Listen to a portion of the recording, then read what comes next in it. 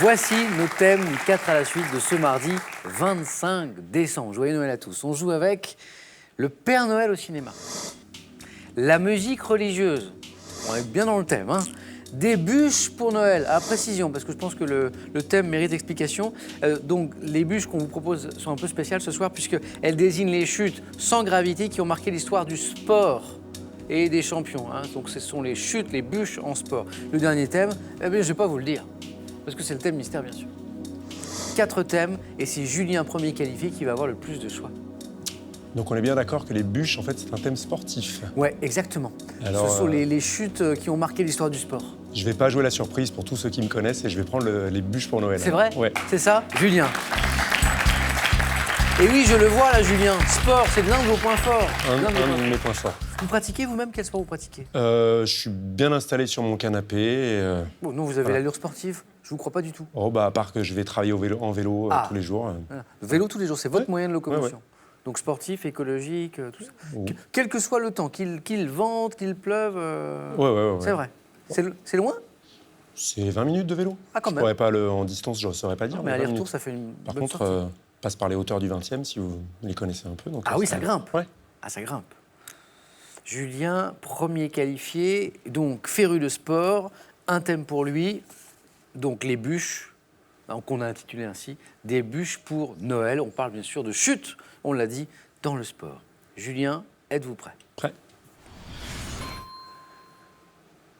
Top. En 91, quel couple de patineurs français devient vice-champion d'Europe Duchesnay.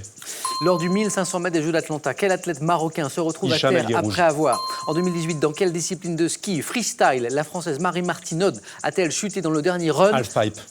En 89, quel champion du monde français des super welters s'est déclaré KO face à John Mugabe après être tombé en se tordant la cheville? Bénichou.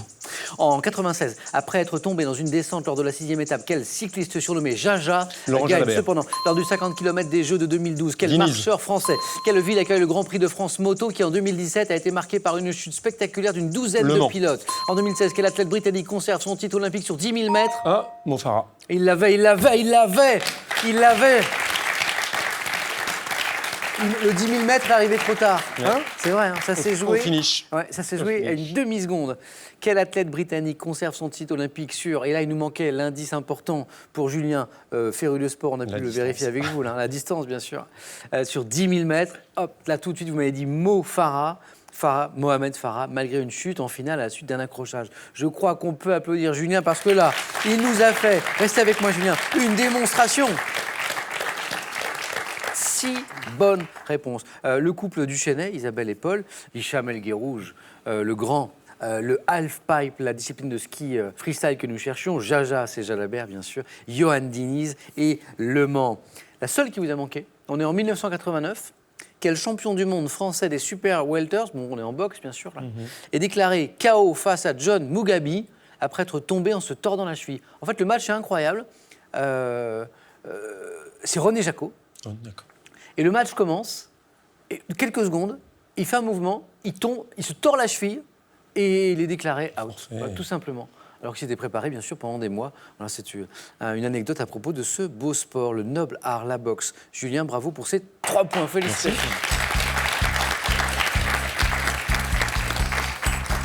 Et encore, on a vu que le 4 à la suite n'était pas très loin. Avec Mo Farah, ça s'est joué à rien du tout.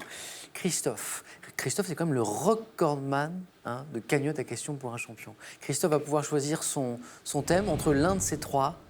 Nous avons le Père Noël au cinéma, la musique religieuse ou ce qui se cache ce soir derrière le thème mystère. Je vais prendre le Père Noël au cinéma. Christophe.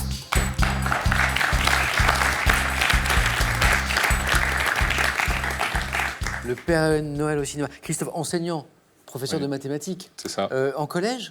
Au collège, oui, Louise Michel de Villeneuve-Saint-Germain. On dans les l'Aisne. salue. Bah, Où je vous salue. avez créé, ça c'est sympa ça, un club quiz. Voilà, où... De quoi s'agit-il? Donc je pose des questions que j'écris, adaptées au niveau des collégiens, la 6e à la 3e. Et puis on s'amuse, il y a un club le mini, puis on fait un grand tournoi en fin d'année. Et depuis l'année dernière, même, on a invité les collèges environnants. Ah, parce que dans les collèges environnants... Ouais, c'est un peu essaimé dans la région. Mais c'est parti de vous. C'est vous Ouais, qui avez c'est un vrai. petit peu lancé l'idée. Oui. Donc le principe, c'est apprendre en s'amusant, c'est ça? Exactement. Et, ouais. Club quiz. Eh bien, un quiz pour Christophe maintenant, un 4 à la suite sur le Père Noël au cinéma. On est dans l'ambiance, là. Il y a les sapins, il y a la neige qui tombe en fond, on a tout ce qu'il faut. Christophe, êtes-vous prêt? Je suis prêt. Top. Dans quelle comédie sortie en 82, Gérard Jugnot incarne-t-il Félix? Le Père Noël est une ordure. En 84, dans quel film de Joe Dante, le Père Noël est-il attaqué par des créatures monstrueuses Gremlins. nées? En 2017, dans quelle comédie d'Alain Chabat, les 92 000 lutins du Père Noël tombent-ils tous malades en même temps? Oui. Chabat.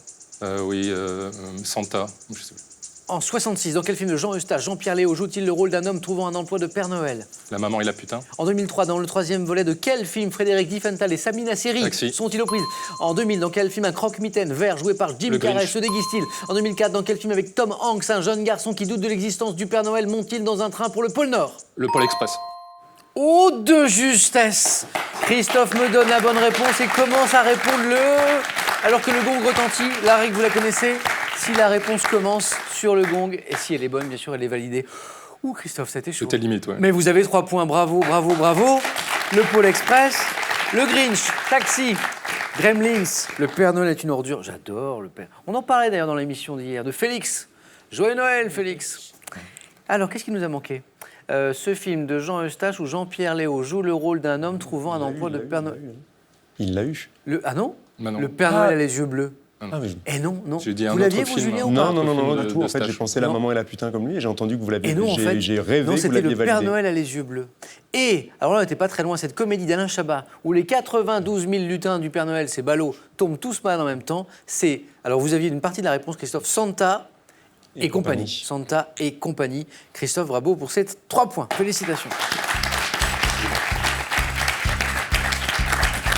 3 points pour Julien, 3 points pour Christophe. C'est bien le Noël des champions. Confirmation, bientôt, c'est une championne qui va jouer avec nous. C'est Chantal avec l'un de ces 2 thèmes. Chantal, la musique religieuse ou mon thème mystère? Je vais prendre le thème mystère. Je vais le dévoiler pour vous, Chantal.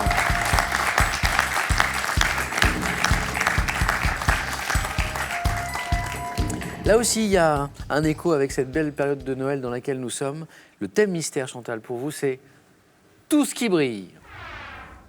Oh, c'est un beau thème de culture générale qui va sans doute emprunter à plein de... On va voir. Hein, bon.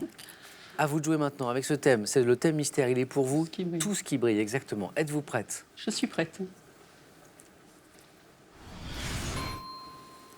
Top. Quel carbone pur cristallisé le plus souvent incolore est la pierre cristal. précieuse la plus... Par quelle expression imagée désigne-t-on le vêtement brodé de fils brillants que porte le matador? Je sais pas. Dans le vocabulaire de la joaillerie, quel terme évoquant la partie du ciel où apparaît le soleil levant désigne l'éclat spécifique d'une perle? L'Orient. Par quel nom déposé désigne-t-on le fil textile gainé de polyester qui permet d'ajouter une touche de brillance à d'autres fils? Je ne sais pas. Quel édifice parisien construit au XVIIe pour accueillir les soldats blessés est surmonté d'un dôme recouvert de milliers de feuilles d'or? Oh, même ça, je ne sais pas. Quel verre coloré imitant diverses pierres précieuses doit son nom à un joaillier alsacien du XVIIIe? Zarovski.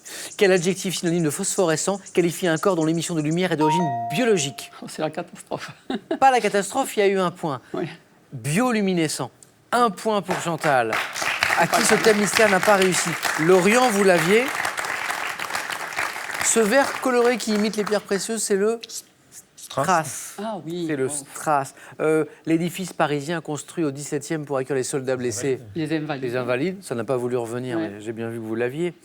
Plus difficile, le nom déposé, Julien Christophe, là si vous l'avez, qui désigne le fil textile gainé de polyester. Le lycra. Non, Non. qui permet d'ajouter une touche de brillance à d'autres fils.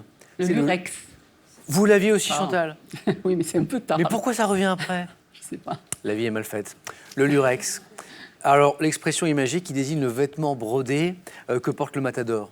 L'habit de lumière. L'habit de lumière. C'est pas vrai. Mais Chantal, mais zut alors. Mais c'est On pas va grave. refaire le 4 à la suite. Je vais reposer des questions à Chantal. Moi, ça me va bien comme ça. Hein. Et Chantal, celle-ci aussi. Vous n'allez même pas avoir besoin de ma réponse, vous allez le retrouver toute seule. Quel carbone pur cristallisé le plus souvent incolore est la pierre précieuse la plus brillante et la plus dure de toutes? Le diamant. Ouais, ouais. Et qu'est-ce que j'ai dit? Le Ah, le cristal. cristal. Oh là là. En fait, Chantal, vous les aviez toutes, Oui. ou presque. Pas toutes. Bon, mais un petit peu après. Ouais. Chantal, un grand merci. Merci Un point pour beaucoup. Chantal. Merci. Ah! Il avait match, t'as perdu tes moyens, c'est Ouais, ouais. match. Chantal, bon retour à Saleil. Merci. Joyeux Noël à vous. Merci. de Et un même. cadeau, le voici. Merci. Mesbagages.com, site internet de vente en ligne de bagages, vous offre cette valise tendance et élégante, accompagnée de son vanity case assorti. Vous voulez connaître toute l'actualité artistique? Cet agenda vous accompagnera toute l'année. Et entre deux expos, découvrez l'univers de plusieurs artistes à travers des albums et quelques-uns de leurs chefs-d'œuvre coloriés.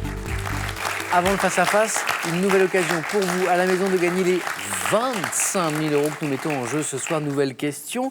Il faut compléter le titre de cette chanson de Guy Béard de 1966. Guy Béard, vive 1. La tulipe, 2. La rose. Bonne réponse 3243, c'est le téléphone. Par SMS 1 ou 2 au 7 10 20 et tirage au sort parmi les bonnes réponses. Qui va décrocher ce soir sa place pour notre grande finale Noël des champions de vendredi? Julien ou Christophe? Réponse dans quelques secondes. À tout de suite sur France 3.